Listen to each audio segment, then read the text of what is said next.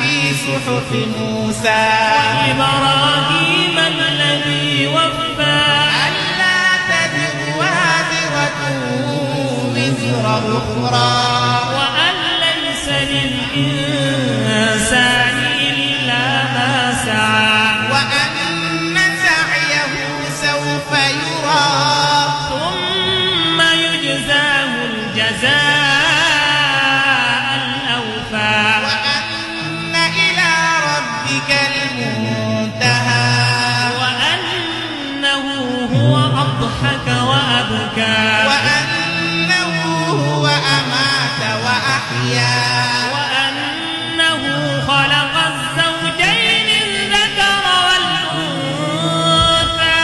من نطفة إذا تمنى وأن عليه النشأة الأخرى وأنه هو أغنى وأقنى وأنه هو رب الشعرى وأنه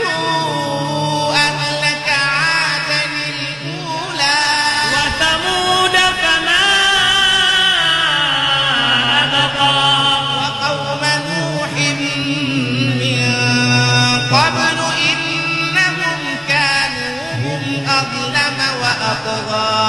والمؤتفكة أهوى فغشاها ما غشا فبأي آلاء ربك تتمارى هذا نذير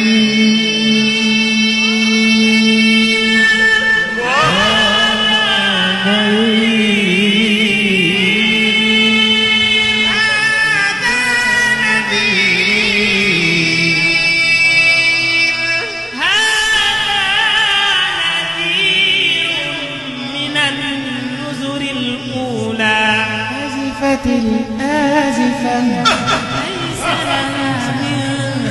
دون الله كاشفة أفمن هذا الحديث تعجبون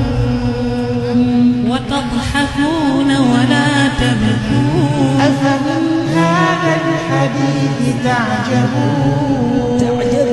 أفمن هذا الحديث تعجبون وتضحكون ولا تبكون وتضحكون ولا تبكون وأنتم